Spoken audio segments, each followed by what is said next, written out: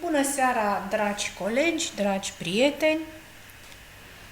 În această seară mi-am propus să încep o serie de prezentări.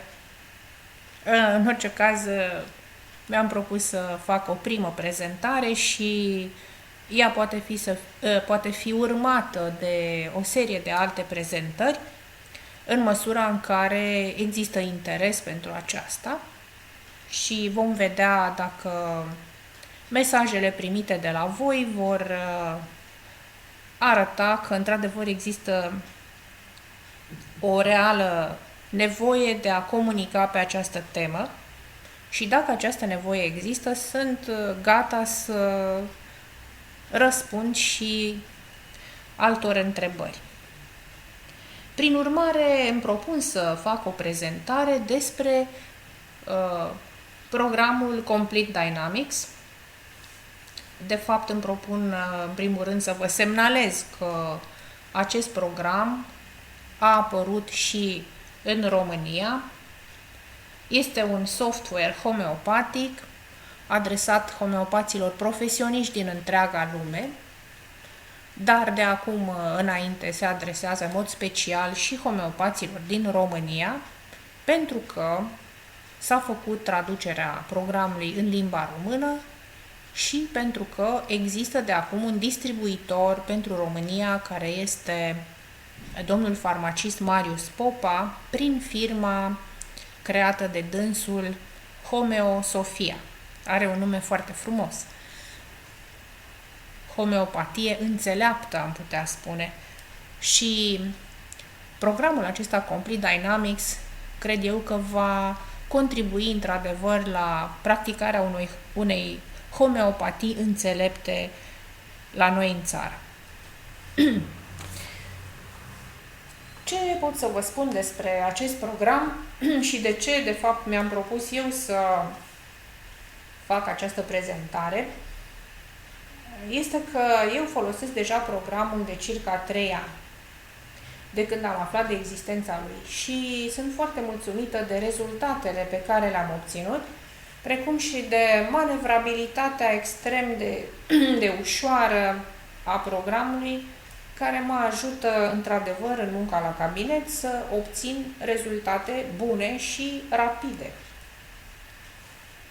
Programul acesta este o noutate numai pentru homeopații din România, dar el este un program foarte cunoscut în întreaga lume de către homeopații care practică homeopatia clasică.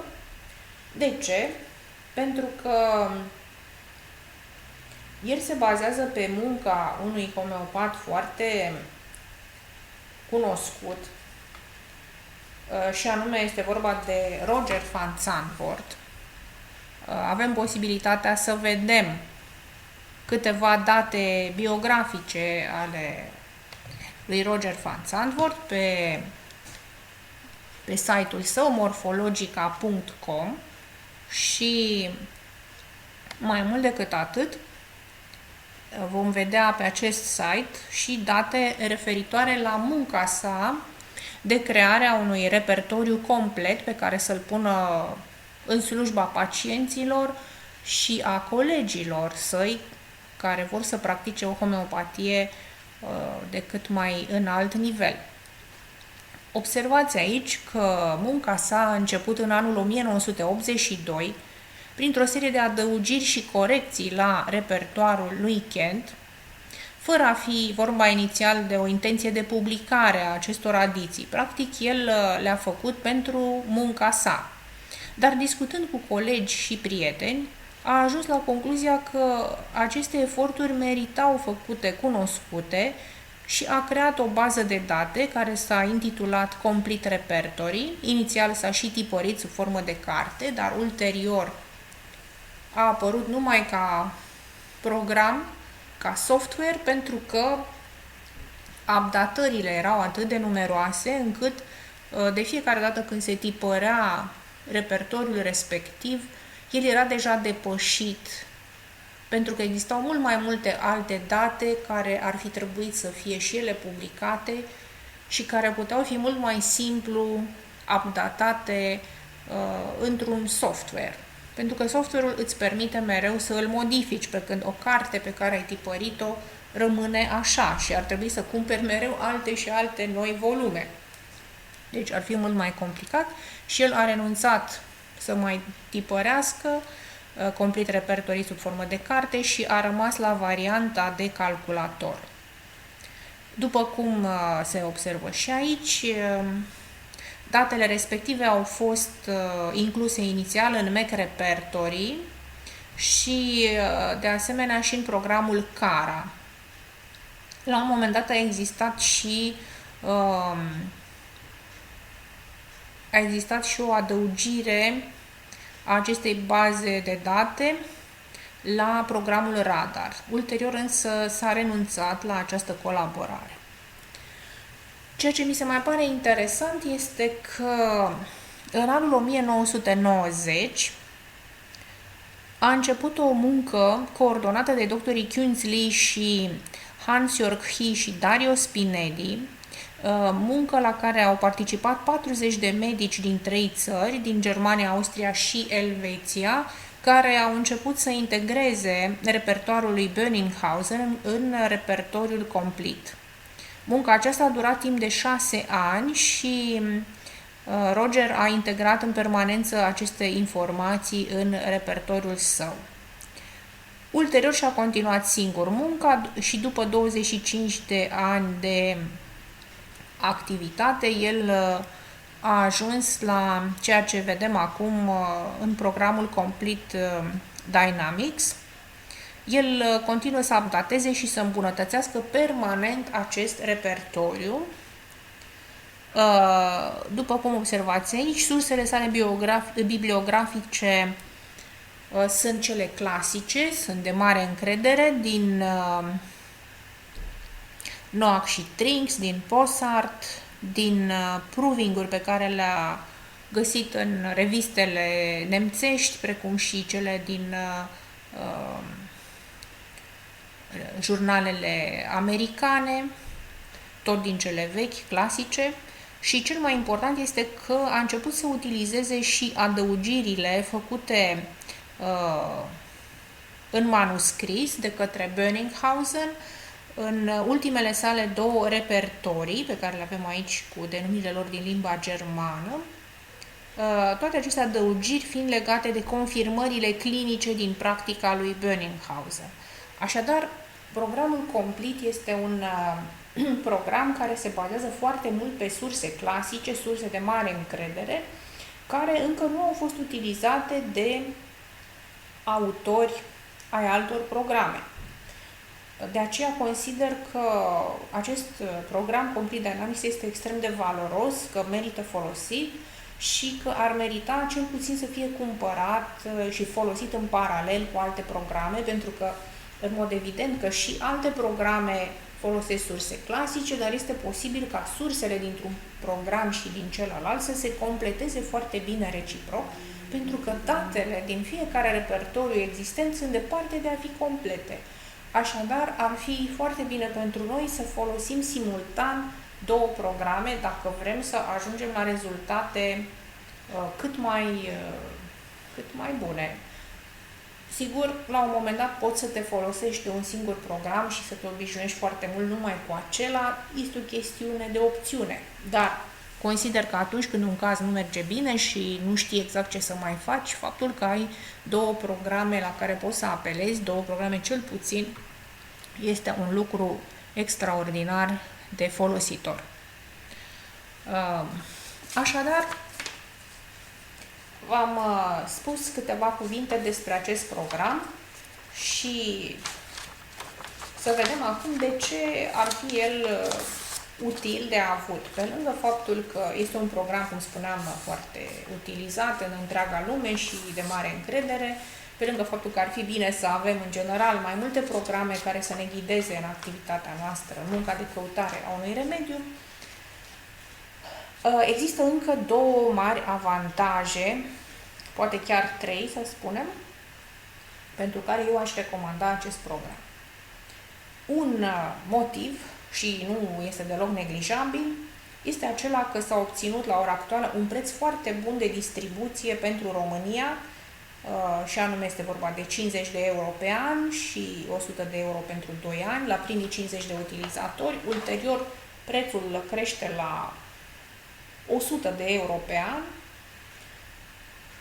ceea ce ar fi prețul real pentru România, și este un preț care, din câte știu eu, reprezintă cam 66% din prețul la care se distribuie acest program în întreaga lume. Dar pentru Europa de Est s-a considerat că este nevoie de această reducere, cel puțin. Așadar, motivul financiar este, zic eu, iarăși un motiv foarte important, pentru că este extraordinar să ai un program bun și totodată un program la un preț accesibil. Există și varianta de a cumpăra acest program pentru totdeauna, deci de a-l achiziționa permanent. Pentru cei care doresc acest lucru, este bine să se adreseze colegului nostru Marius Popa. Un alt motiv pe care îl consider important, spuneam că sunt încă 3. Unul a fost prețul, al doilea este faptul că s-a lansat și versiunea pentru tablete, pentru tabletele Android, există și versiunea pentru iPad. Din câte știu, este singurul program care a reușit să facă acest lucru. Deci, iarăși, este ceva extraordinar, în loc să mai mergi cu laptopul după tine, să cari totuși o greutate relativ mare, când mergi la seminarii, este foarte simplu să ai o tabletă Android și să ai acolo programul. Pentru amănunte, iarăși vă sfătuiesc să luați legătura cu Marius Popa. Există și un site pentru Complete Dynamics România, observați aici. Este oferta de lansare și aici aveți datele de contact ale colegului nostru, domnul farmacist Marius Popa, care vă poate răspunde fie pe mail, fie chiar și la telefon la întrebările pe care dumneavoastră le aveți. Și cel de-al treilea motiv este, și nu cel mai din urmă, dar așa întâmplător l-am pus la sfârșit, este acela că programul a fost tradus în limba română.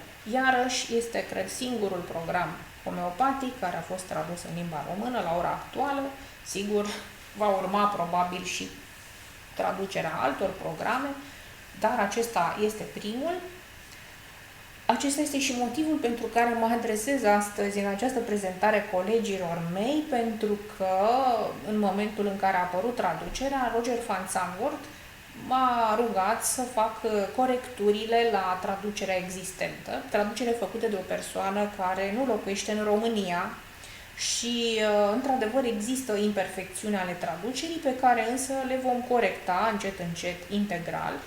Deocamdată am reușit să corectez numai capitolul Mind, adică cel al simptomelor mentale-emoționale, și în acest sens vă solicit pe voi, dragi prieteni, să trimiteți feedback-ul vostru în legătură cu traducerea făcută.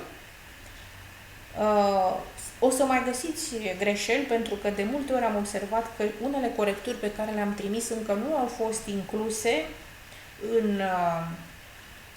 în varianta care se găsește pe internet. Așadar, ele există în corecturile mele, dar nu se regăsesc unele dintre ele și în varianta finală a software-ului și acest lucru trebuie corectat. De asemenea, este posibil ca o serie de formulări pe care le-am ales pentru rubrici să nu fie totdeauna cele mai potrivite și, din acest punct de vedere, aștept ajutor din partea dumneavoastră și vă solicit să participați fiecare cu sugestiile sale în legătură cu traducerea la perfecționarea rezultatului traducerii respective. În orice caz, programul așa cum este el la ora actuală se poate utiliza. Ceea ce este absolut minunat este faptul că acest program permite căutarea simultană a unor cuvinte în limba română și în limba engleză. Dacă vom accesa funcția repertoar din această bară de instrumente, observăm că în partea de jos, în dreapta, există o fereastră de căutare a cuvintelor. Din acest punct de vedere, va urma o serie de prezentări făcute de domnul farmacist Marius Popa, care vă va explica în amănunt cum se lucrează cu programul Complete Dynamics. Există, sigur, și un manual. Manualul poate să fie accesat la funcția ajutor, manual ca document PDF, și aici dumneavoastră veți găsi toate datele necesare, dar eu cred că este nevoie ca cineva să explice mai pe larg și să lucreze efectiv câteva cazuri cu cei care vor utiliza programul, pentru că nu întotdeauna manualul este ușor de parcurs de unul singur. Întotdeauna avem și nevoie de cineva care să ne sprijine un pic și să ne creeze un mediu mai prietenos în care să învățăm. Dar doar în câteva cuvinte, să spunem că aici jos este practic fereastra de căutare cea mai ușor de utilizat. Eu o folosesc pe aceasta adesea. Și aici se poate scrie cuvântul în limba engleză și se va găsi rubrica care conține cuvânt, practic se vor găsi toate rubricile care conțin cuvântul de căutat, grif în cazul de față, dar noi am putea foarte bine să căutăm cuvântul necaz, scris așadar cuvântul în limba română, și să găsim tot ce conține cuvântul tradus în versiunea aceasta. Observați că una dintre rubricile care conține traducerea sub forma de grif ca necaz este aceasta, dar avem și foarte multe rubrici care nu se referă la grif, ci se referă la alte variante de tradus care au fost și ele traduse prin necaz. Spre exemplu, avem aici rubrica Delusions, Imaginations, Vexation and Offenses of. Aici s-a păstrat și traducerea necaz, cu toate că în ce privește vexation, traducerea aceasta nu este tocmai cea mai apropiată, ci mai degrabă ne-am putea referi la vexări ca supărări. Cert este că o muncă de traducere este o muncă de mare finețe și nu totdeauna, cum spuneam, va mulțumi pe toată lumea. Dacă vrem să fim cât mai liniștiți cu privire la căutarea unei rubrici, este preferabil ca toți să ne referim la cuvântul în limba engleză, pentru că așa se lucrează și la nivel internațional, așa se lucrează când mergi la o conferință în străinătate și este preferabil ca toți să avem ca referință cuvintele în limba engleză, așa cum apar în original, pentru că mai toată lumea pleacă de la originalul care s-a scris în limba engleză de către Kent. Repertoriul lui Kent este folosit în general ca bază de referință. Dacă vrem să folosim limba de căutare în limba română ca primă limbă, este posibil să schimbăm de aici limba de căutare și să punem prima variantă în română. Totuși, eu nu v-aș sfătui să faceți acest lucru și aș spune că cel mai bine este să rămânem într-adevăr la prima variantă în engleză și cea de-a doua variantă în română.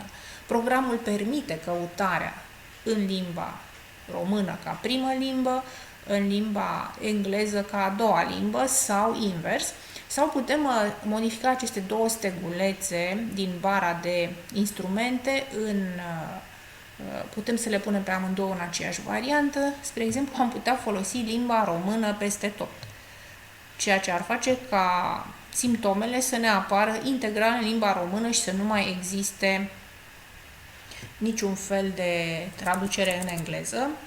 Spre exemplu, punând grif ca și cuvânt de căutare, nu mai apărea nimic pentru că de această dată totul este în limba română. Observați, punând căutare cu cuvântul necaz, ajungem într-adevăr la rubricile care conțin cuvântul necaz. Necazul însă, pentru că tot veni vorba de necaz, atunci când cauți doar în limba română, este că niciodată nu știi care formulă, care sinonim a fost preferat de traducător pentru o rubrică pe care o știai în limba engleză. Și atunci, pentru a evita acest necaz, în ghilimele, eu vă sfătuiesc, cum spuneam, să folosiți prima limbă de căutare, limba engleză. Acest lucru va permite să fim cât mai corecți posibil în căutarea unei rubrici. Da, deci aceasta este varianta pe care vă propun, să păstrați referințele atât în limba engleză cât și în limba română. Și în acest fel veți putea folosi cuvinte de căutare atât în română cât și în engleză. Față de orice altceva, un program oferă posibilitatea de a face, cum vedeți, aceste schimbări între română, engleză, engleză-română, da? A le folosi simultan, a le folosi separat.